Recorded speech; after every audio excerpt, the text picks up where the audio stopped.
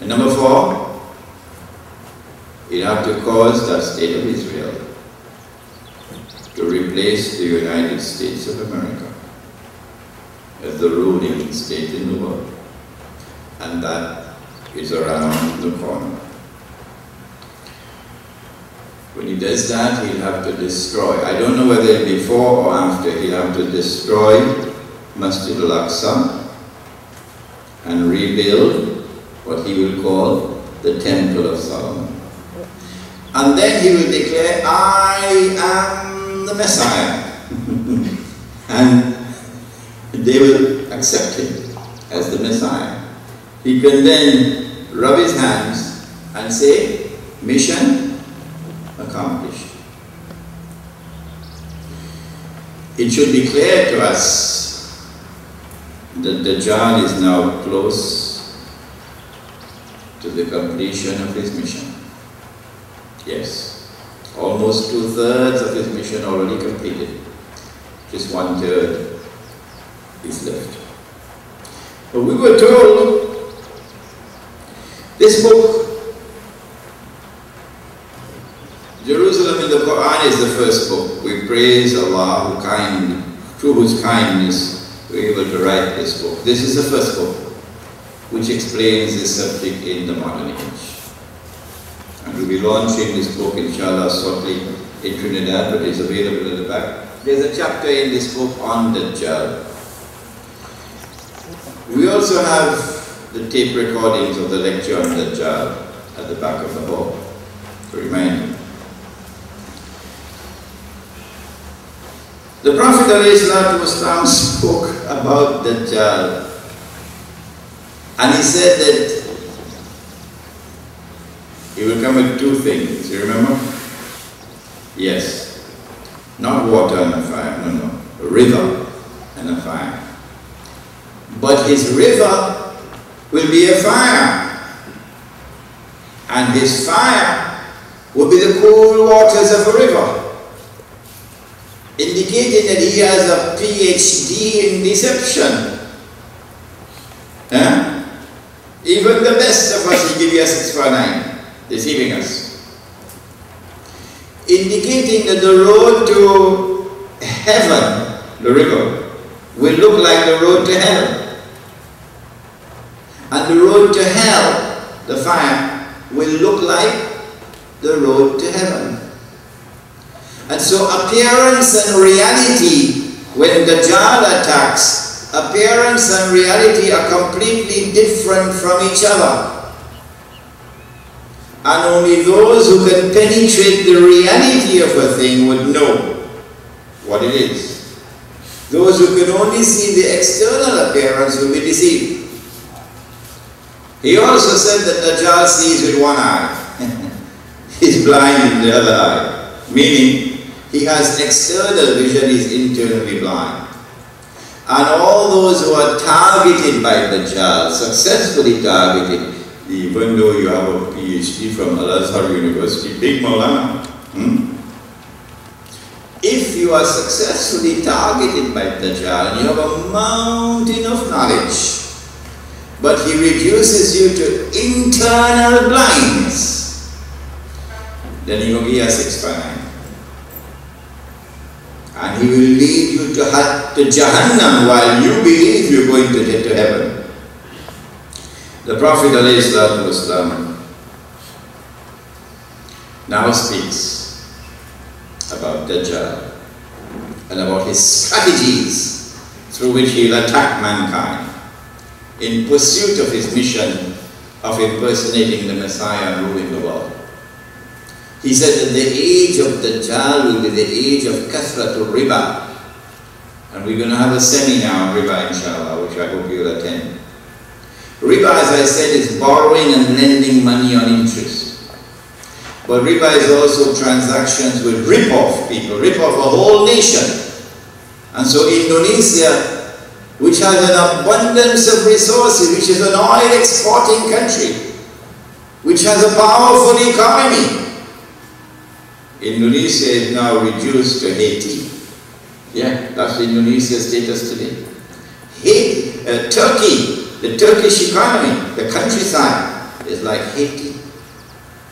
The Prophet said whether riba is small or large, the result will still be the same, namely poverty and destitution.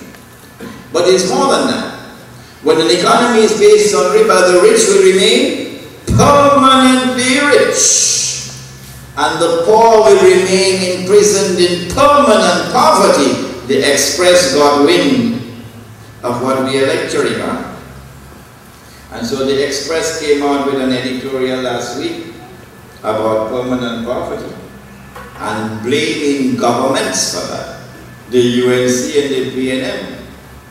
No, the way to solve that problem, says the Express, is you must become a shoeshine boy of Washington. Then all your problems will be solved. Now, when an economy is based on riba, wealth will no longer circulate in that economy. And not only will the rich be permanently rich, they constantly growing richer. And the masses will not only permanently poor, but they're growing poorer. And so imagine a ship and all of mankind on board the ship. But one people traveling first class with permanent first class tickets. And the rest of mankind down in the whole of the ship in destitution and poverty. 15% up here ruling and 85% down there. These up here, they have first class services. They got the best food, the purest food. They got clean bottled water. Those down there have to live with germs and diseases all around them. These over here have the best medical care that money can buy. And wow, what is modern medicine doing? Miracles.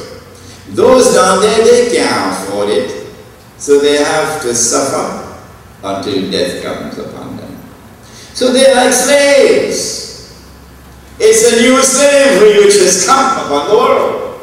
And this woman is a slave woman, enslaved by riba, Dajjal's riba, and she's down there in the hold of the ship.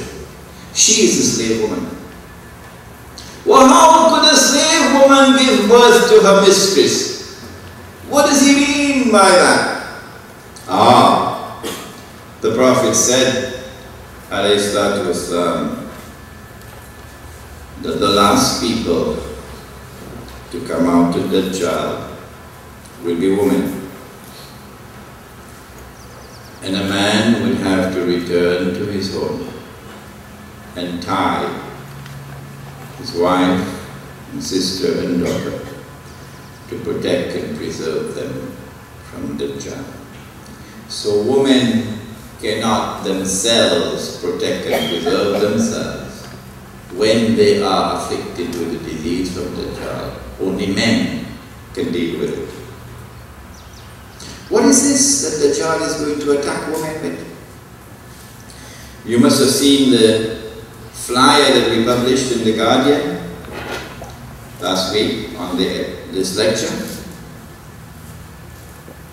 Something is going to sweep women off their feet,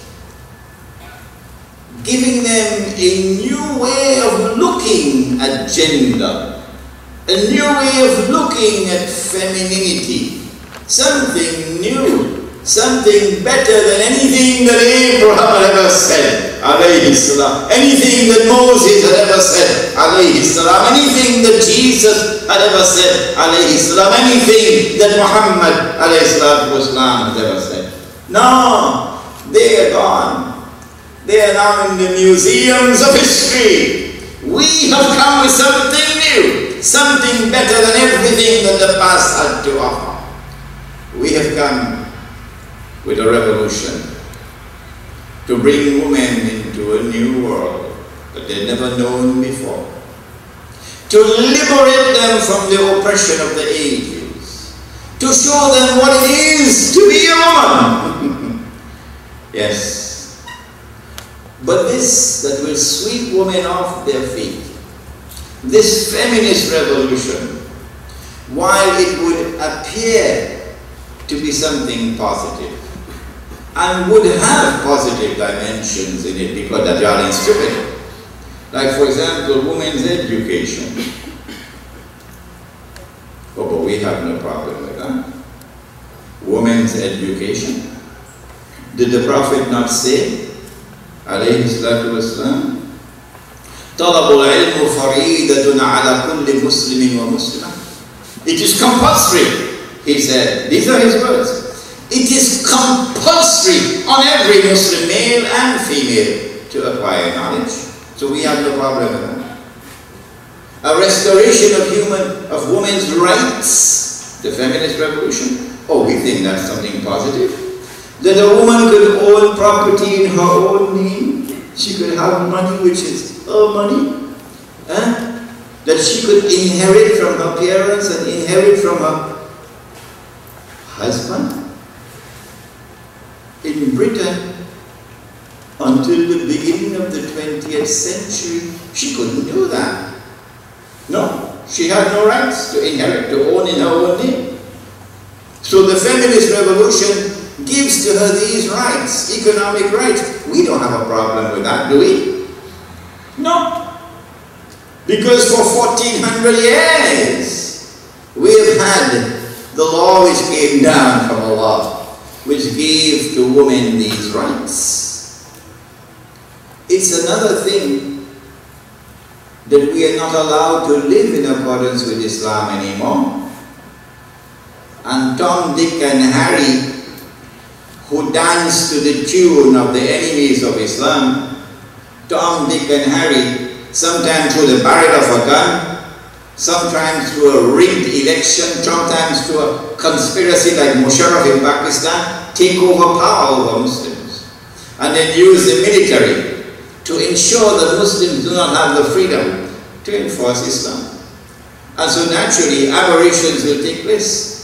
And the Muslim world will look like a sorry mess after a while, and then they blame that on Islam. No. Whenever Islam can be implemented, whenever we have the freedom to enforce Islam, then you see that women have their rights. And so a feminist revolution comes, which has some positive dimensions in it, yes. But in fact, it is basically destructive. A woman can't see that, and so they're deceived.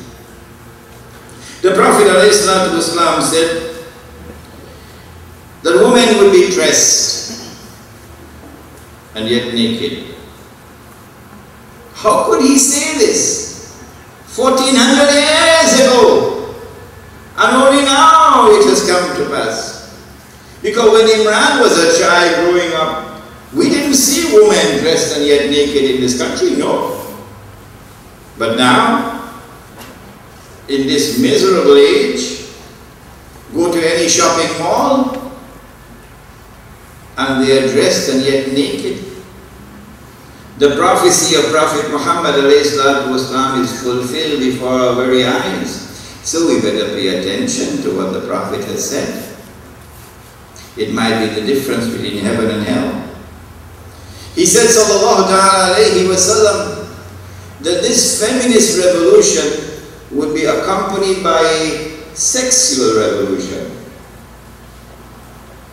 He said that people would have sexual intercourse in public like donkeys, like donkeys, like donkeys. Mark the word, donkeys.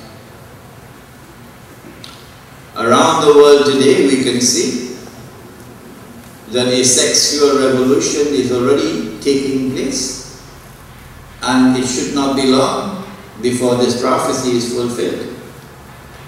Indeed, we in the island of Trinidad, we have the distinction of being a people who already have donkey sex being simulated in public, on the streets, in Carnival. So we can see with our very eyes the prophecy